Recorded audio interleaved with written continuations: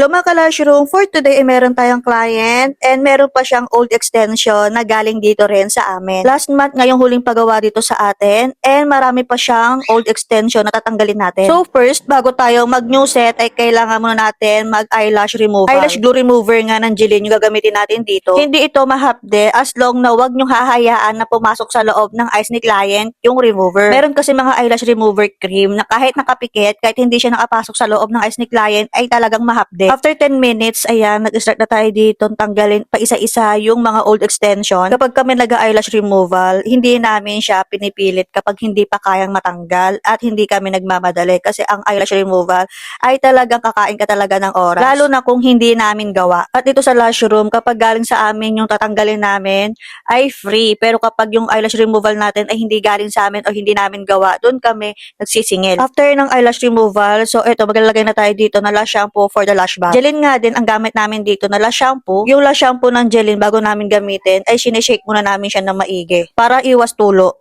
After ng lash bath ay maglalagay na tayo dito ng eyelash tape, maglalagay na tayo dito ng gel patch para ma-secure talaga natin na hindi lalabas yung mga bottom lashes. After ng gel patch, another tape ulit para talagang ma-secure talaga natin na walang lalabas na bottom lashes. Gagamit ako dito ng Perfect Primer ng Jilin at Extreme Glue ng Jilin yung gagamitin natin dito na eyelash glue. So yung request ni client na ipapagawa niya is yung last time na pinagawa niya which is yung wet lash. Size 14 yung pinakamahabang ilalagay natin sa kanya and size 10 yung pinakamaikse. Yung gamit namin dito na lash brand ay sa Jilin din. Yung pang volume nila which is 0.05 yung thickness and D-curl. Sa mga beginners dyan na hindi alam kung ano yung mga lash brand na gusto nilang gamitin or pwede nilang gamitin, any brand po ay pwede po ninyong gamitin. And yung mga sinashare ko sa inyo, mga lash brand na ginagamit ko, lash glue or so whatever, eh pwede nyo rin po yung gamitin. Isa yun sa mga pwede kong ma-recommend sa inyo, yung mga ginagamit natin. And para sa mga beginners din na naghahanap ng kanilang perfect na lash glue, ay idepende ninyo kung gaano kayo kabilis maglagay, idepende ninyo kung gaano kayo kabilis maglagay. Ito, na-share ko na rin to before sa inyo, na una kong gamit na lash glue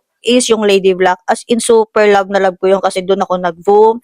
And kahit super ganda niya, ay pinalitan ko siya kasi matatagalan na ako sa drying time niya. So, pwede siya sa mga beginners. And sa part na nga nito, ay tapos na tayo dito. And nagamit ako dito ng Super Bond ng Jilin. Finally, after 2 hours, tapos na tayo sa ating kliyente. So, ito na yung outcome ng ating gawa na wet lash. O, diba? Super ganda ng outcome niya. Oh my God. Ganito talaga yung mga tipo ng gusto ko ng mga outcome ng lashes kapag nilalagay sa akin. Pero hindi tayo pinagpala sa natural lashes. Dahil kung sino ba yung lash artist, yun pa yung manipis ang pilik mata. Kaya every time na gumagawa ko at makapal ang kanilang natural lashes, lagi ako napapasa na all. O, diba? Ingitera yarn. So, ayun, mamimili ulit ako ng pagbibigyan ng lash kit para sa ating masisipag na followers. Lahat po ay pwedeng sumali. Yes po, lahat po ay pwedeng sumali. Kahit na po yung nanalo na before ay pwede pa rin manalo.